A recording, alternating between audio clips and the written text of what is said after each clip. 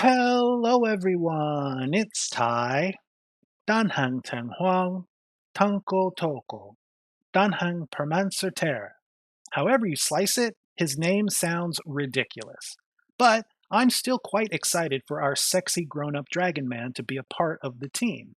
And since he's free, that also means everyone will get to have him. So today, I thought I'd do what I could to discuss his kit, his gearing options, his teams, and give my free-to-play Husbando recommendation for, Dante? Oh, no. Dan Heng has been Wind Hunt. He's been Imaginary Destruction. And this time around, he's giving Physical Preservation a try. Personally, I still think they missed a trick not making him fire, but I guess physical makes more sense since he's got earth powers and all. Okay, fine, you win elemental equivalency. This makes him the first physical preservation character. Also, our first preservation character since Aventurine, which isn't too surprising. Aventurine would be hard to top. Did they manage it? Well, I'll let you be the judge. Teng Huang's kit revolves around his summoned soul dragon and the utility that it provides. In fact, Tanko himself doesn't actually do much at all. His basic attack is a single target attack dealing physical damage based on Dan Heng's attack. Oh yeah, by the way, he's attack scaling. No defense here. His skill is where it all gets interesting though. First, it designates one selected ally as his bondmate. Then it provides the entire team with a shield for 20% of his attack, plus 400. The shield lasts 3 turns and can be stacked up to 300%. Those are some pretty hefty shields. But you may be asking about the bondmate. Well, it's not quite as salacious as it sounds. As per his talent, when Teng Huang selects a bondmate, he summons a soul dragon for that bondmate with a speed of 165. To be clear, the soul dragon summoned counts as the bondmate's summon. Let that simmer a bit while we continue. When the soul dragon takes action, it dispels 1 debuff from each ally and gives everyone a shield. Not a new shield, mind, it's effectively a stack of the stackable shield that Permansor's skill gives, but that still stacks to the same 300% limit.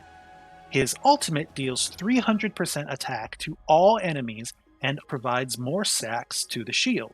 That alone is nice, but it also kicks the Soul Dragon into Enhanced mode. Now, when the Soul Dragon takes action, it actually does damage, 80% of Permansor's attack and 80% of the Bondmate's attack, using the Bondmate's crit stats. The Soul Dragon stays enhanced in this way for 2 actions. His technique is very useful for ensuring that a bondmate is set and a shield is in place at the start of a battle. When used, he sets himself as bondmate and dazes enemies around him. But by switching the active character, they become the bondmate. So basically, whoever you open combat with will start the fight as the bondmate. When combat begins, he'll use his skill on the bondmate without costing skill points. His major traces are mostly just a little extra oomph to that whole deal. Sublimity increases the amount of shield the Soul Dragon provides on its turn by 5% for the ally with the lowest current shield, and it gives its enhanced attack an extra final strike on the enemy with the highest HP for 40% of the bondmate's attack. Sylvanity gives Tanko a 40% action advance at the start of battle, which is pretty good on its own, but it also causes the bondmate's attacks to regenerate 6 energy to Dan Heng and action advance the Soul Dragon by 15%. Finally, Imperianity gives Teng Huang his final bit of utility. With it, he now gives the bondmate an attack buff equal to 15% of his own attack. That's not a lot, sure, but every little bit helps. Maybe he's testing the waters and his next form will be Harmony. So yeah, his kit is quite simple. Unfortunately, his gear is less so. It could very easily be said that his best-in-slot 4-piece is Self-Enshrouding Recluse. The 2-piece gives 10% shield effect bonus, and the 4-piece gives an additional 12%, while also giving every ally with a shield 15% crit damage. Quite literally, the set was made for him, since a lot of his shield multipliers were shifted around when they changed the set, expressly expecting him to be using it. It's also really simple to farm for just this one set and move on with your life, so you should probably do that. But there are other options. 4-piece Sacerdos means losing out on that 22% shield strength, but in exchange he gives a much stronger crit damage buff to his bondmate, and only his bondmate. Given that most of his kit is about buffing his bondmate, so Sacerdos is an option that will give you significantly better buffs for that bondmate. But again, at the cost of his shields. Plus, it makes him significantly more skill point hungry, since you'll have to use his skill more frequently to keep the buff active and to top up his paper-thin shields. 4-piece Musketeer is an option, if not a very good one. The attack percent and speed are equivalent to running 2-piece attack, 2-piece speed, but you get a bonus 10% basic attack damage, which is better than nothing. In fact, if you're considering 2-piece attack, 2-piece speed, it would behoove you to instead just run 4-piece Musketeer, because that extra 10% is in fact superior to not having it. I mean, it's not good, mind you, just, numerically, 10% is greater than 0. Another 4-piece option is Warrior Goddess of Sun and Thunder. Yeah, the healing set. We'll get to it, but with Teng Hong's signature, he can in fact heal the party, which means he can actually maintain the Gentle Rain buff. That means 12% speed, as if he's running 2-piece speed, and a 15% crit buff for everyone, as if he were running Recluse. But you're still talking significantly lower shields. Of course, 2-piece speed itself doesn't help a great deal because the Soul Dragon's speed is fixed. Maybe Tonko gets in some extra basics for skill points, but the lack of attack percent is significant and so not recommended. Finally, 2-piece attack seems like it'd make a great deal of sense, and it does. Sometimes. The extra attack percent significantly increases the amount of attack buff given to the bondmate, but while the extra attack makes his shield strong, they're still not as strong as running Recluse. So it's effectively a big bowl of ifs and buts. If you don't want to bother with all of that, just put him in 4-piece Recluse. You'll be happier for it. For similar simplicity in his planers, the short version is that he'll want to use Lushaka the Sunken Seas. The longer version is that because he'll want to be ulting as often as he can to get the Soul Dragon into an enhanced state, he'll want to use one of the ER sets. But he already has Von Wak built into his kit, so there's no reason to use that. Penacony can be good if you're exclusively going to run him in teams with physical DPS, for instance, Phynon. However, outside of that, he's not as helpful. And honestly, Phynon is pretty stacked for damage percent anyway, and he would far better prefer the attack percent from Lushaka. So, by process of elimination, use Lushaka. The attack buff is useful to basically everyone, except Blade and Mide, but you wouldn't be running them with a shielder anyway. Some runner-up options would be Space Sealing Station or Broken Keel. The attack percent from Station is lovely, and the buffing from Broken Keel is certainly nice, but neither of them give ER, and so really they aren't worth it. The rest would just be building for his personal damage, but his personal damage isn't good enough to warrant building for, so just use Lushaka. No muss, no fuss. For main stats, you'll want attack percent chest, speed boots, attack percent orb, and energy regeneration rope. An argument could be made for attack percent boots, since the dragon doesn't care about Dan Heng's speed, and the only thing his turns do is generate skill points with his basic or help stack the shields with skill. But I would say that is precisely why you'd want speed boots. More skill points, more stacking of shields. Similarly, depending on your team and who your bondmate generating him energy is, he may be able to manage with an attack percent rope. But Attack percent rope is conditional to who his bondmate is, whereas you can never go wrong with having an ER rope, if you can actually manage to find one.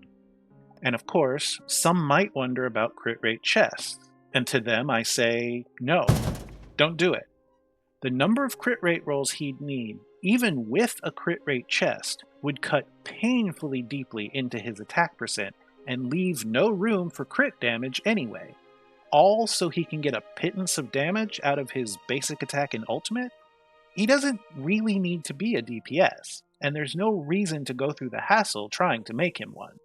As such, for substats, you'll want to focus on speed, attack percent, flat attack, and whatever for your fourth. Some effect res or def percent wouldn't be entirely unhelpful, but I promise you, crit would basically be a waste, because the pitiful quantities that you would get with it as the fourth priority substat just would not help you.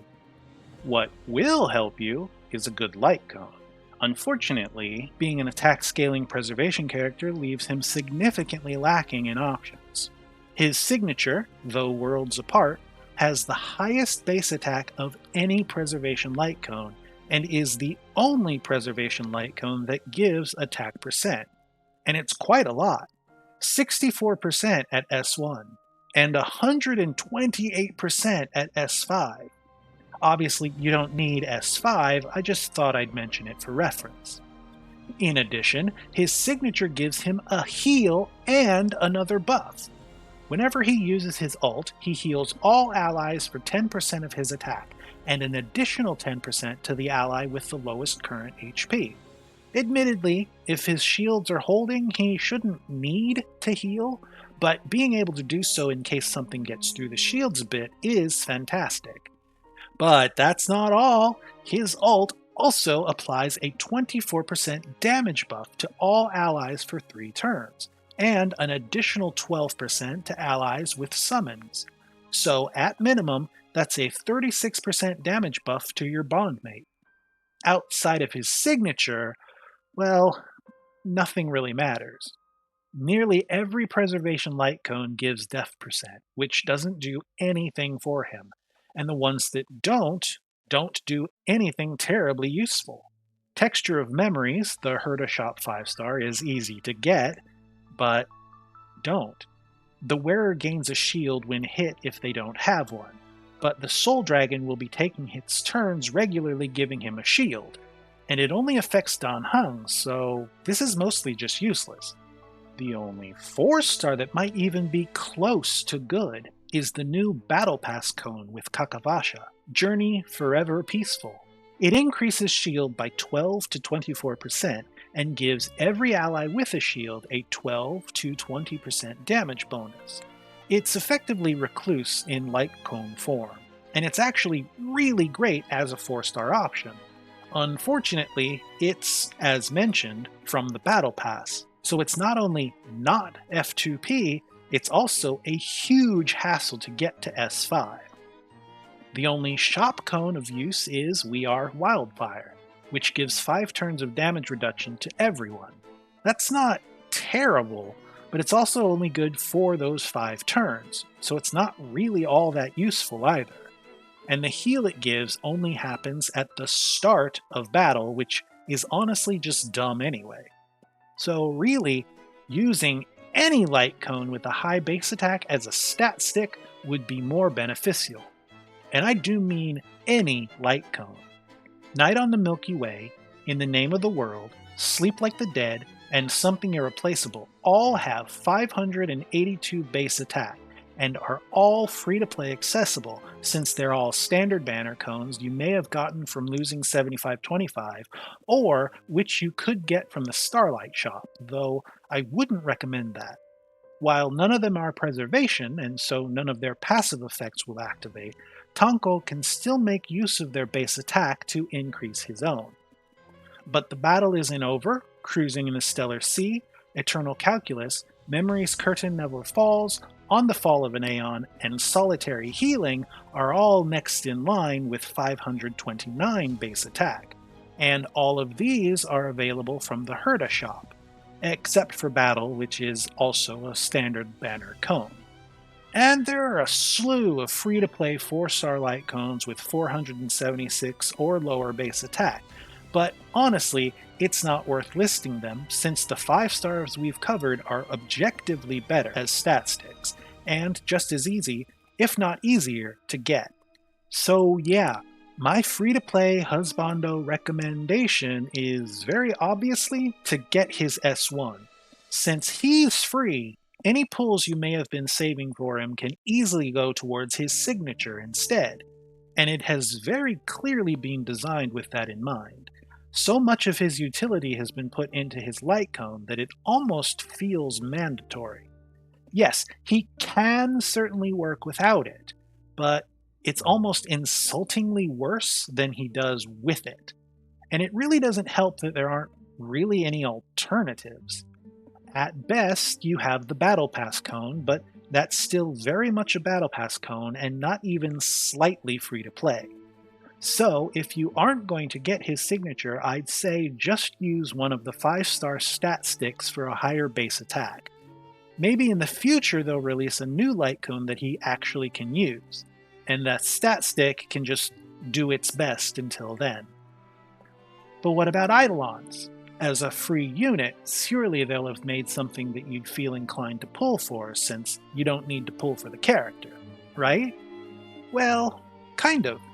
His E1 makes his ult even more integral to his whole deal, since it will now generate a skill point and give the bondmate 18% all-type res pen for 3 turns. The res pen is great for improving his buffing capabilities, but bolstering the skill point economy is where I think it really shines. E2 is also fantastic as, with it, Tanko's ult will now enhance the Soul Dragon for 4 actions. It also action advances the Soul Dragon by 100%, increases the damage contribution of the bondmate for the Soul Dragon's attack, and increases the shield provided by the ult. And Eidolon's so good that, honestly, everything after it pales in comparison. E4 is, frankly, useless. Reducing the damage taken by the bondmate, there's no reason to go this far into his Eidolons unless you intend to go all the way to E6. But even his E6, I would posit, really isn't worth it. It's not bad. It's in fact rather good. 20% vulnerability to all enemies when the bondmate is on field, and 12% def ignore for the bondmate. Also, a huge amount of damage contribution from the bondmate when Permansor ults. Definitely amazing, I just don't think it's let's spend nearly 1,000 pulls amazing. So, my free-to-play Husbando recommendation, well, as I mentioned, since he's free, go ahead and use the pulls you may have saved for him and get his S1. If you have pulls to spare or were saving for his E0 S1 in the first place, then going for his E1 or even his E2 will be something you will definitely be glad you did. Just don't bother going for anything beyond E2 unless you are hell-bent on getting him completely to E6, because there is nothing along the way that's worth stopping for. And if you're free to play, even bothering to go for his E6 is incredibly questionable. There's nothing on the horizon for a while, so it may be safe to splurge a bit on it. But do remember that we'll be heading into 4.x soon, and there may be a whole host of new Husbandos to pull. And let's not forget that 3.8 might have some surprise Husbando that we weren't expecting. Screwlum has been a pretty important part of the story, just as much as Herta, so it would make a lot of sense for him to bookend version 3.x by being in the last patch before 4.0. But who knows? If you want to play it safe, wait until the 3.8 drip, which we should get soon after Permansor's release, and make your decision then. So, what about his teams? Who is Dan Heng good for? Basically, everybody. Everybody who doesn't want to take damage. Above it all, there is one character who benefits the most from Tanko. In particular, Sunday, or I guess whoever Sunday is buffing? However you'd want to look at it, running Permansor with Sunday is going to be all kinds of great. because when the bondmate receives the Soul Dragon, they now have a summon. That means Sunday's skill now gives the full 80% damage buff. Further synergistically, Sunday's skill on the bondmate will action advance the Soul Dragon, helping Teng Huang keep his shields up and keeping the party cleansed. Win-win! Further Sunday synergies include Sunday with Jingyan, or Topaz or Ling Sha for that matter. The Soul Dragon counts as a second summon, and Sunday's skill will action advance them both. A bit of a disappointment is how he works with Finon. All the buffs Dan Heng gives are fantastic for Finon and can be superior to Triple Harmony in some cases.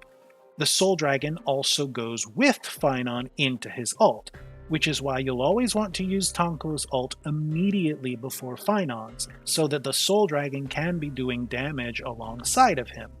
Unfortunately, in just the biggest middle finger to Finon, Permansor does all for Finon's Core Flame generation.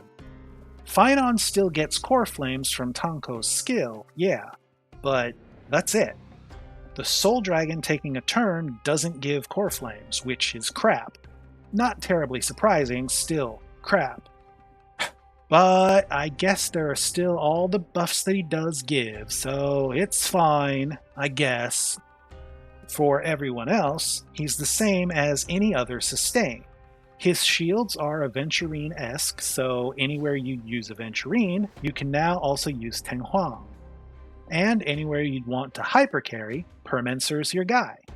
It really doesn't matter who, he's great for the task. A top-tier sustain for any team that needs sustain. So yeah, I'm pretty excited for him.